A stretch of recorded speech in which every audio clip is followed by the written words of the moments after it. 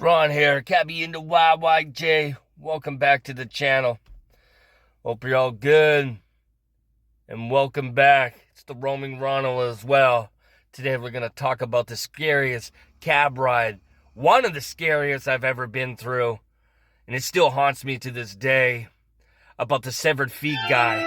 And I'm going to tell you this story. You probably heard about the severed feet washing up on the beaches over the past 10 years. Well, this guy got in my cab with a backpack of severed feet. And it's still creepy to this day. This is one of the many news articles that you can find on Google about the severed feet around Vancouver Island and Washington State and the Juan de Fuca Strait. This guy came in my taxi cab with a backpack of severed feet. This is where I picked him up.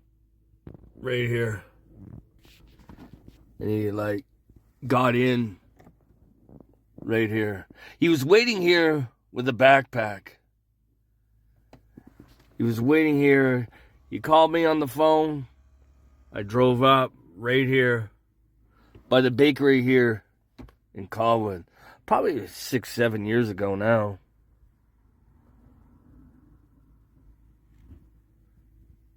Yeah. There's a cab there. And then he gets in.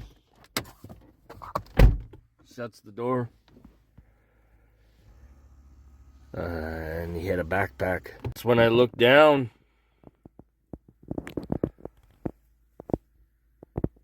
He opened the bag up. And there was a pair of severed feet in there. Just where those two bottles are in a backpack.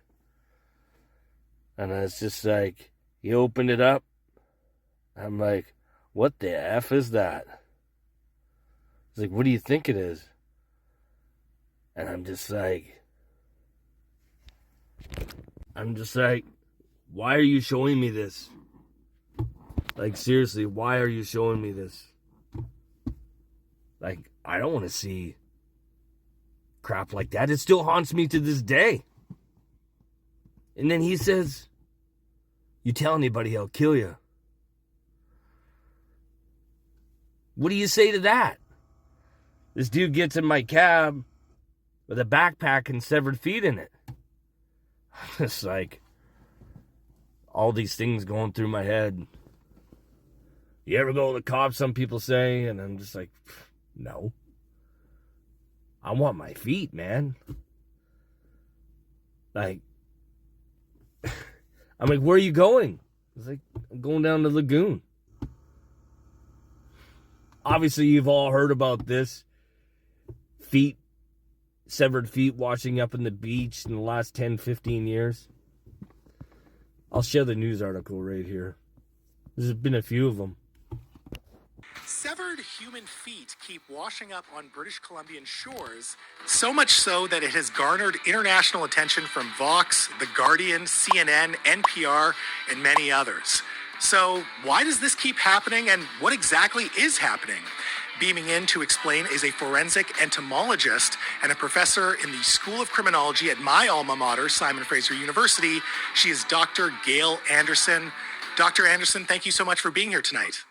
Hi, thank you for having me. So since 2007, 16 severed human feet have washed ashore BC beaches, including as lately as August 2023.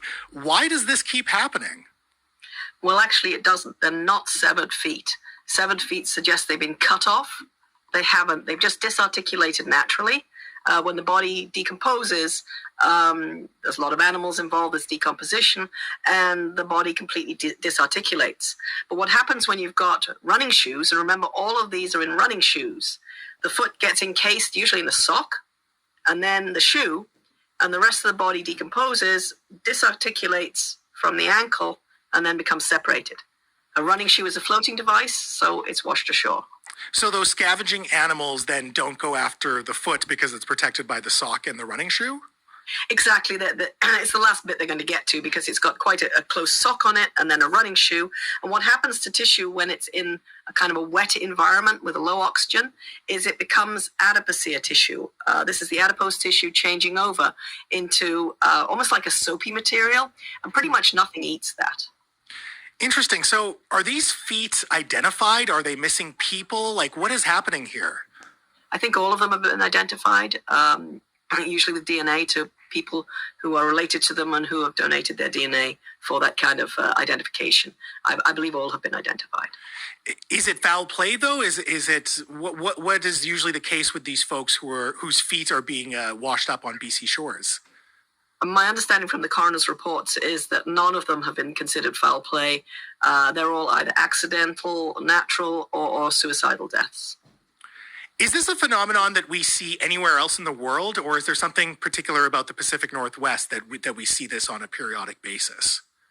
I gather it's found all over the world where you've got water. I remember when the first ones were washed ashore, I had a visiting scientist from, I think it was New Zealand at the time, and they said, oh yeah, we get those all the time. I think we get quite a lot because of the configuration of the island and the mainland and that waterway in there, so they're more likely to get washed ashore and found on a beach that somebody might be looking at, versus if they were, say the other side of Vancouver or Island or further down the coast, perhaps where there isn't such a sort of barrier. So just to be clear, these are not like unsolved mysteries or things that don't really have an explanation. No, unfortunately, fortunately, they are not mysteries, but unfortunately, they are very sad cases in which people have died and been lost in the water. Dr. Anderson, I appreciate you explaining this very bizarre phenomenon, and I guess it does make sense once you actually go through it. So thank you so much for your time tonight. You're welcome. Thank you. Yeah. So, as we keep driving,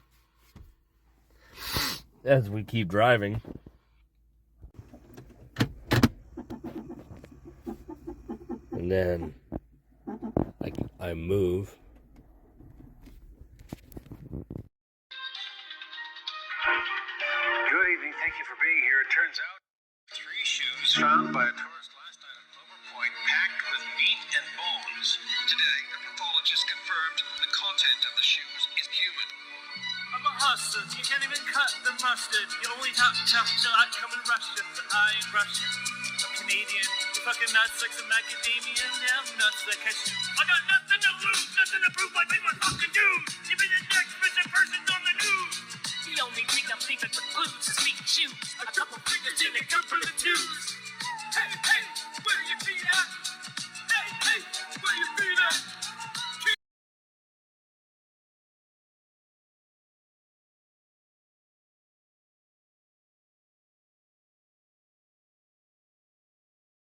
So I brought it up to the severed feet guy that about the experts, like in the newscaster, saying that it wasn't foul play and such, and that it was natural causes. And he just laughed and he just said, well, they don't know nothing. Then I brought up the song about the Sasquatch brothers talking about the severed feet, and we played it, and he just laughed his ass off. We both laughed, and I was just like in shock.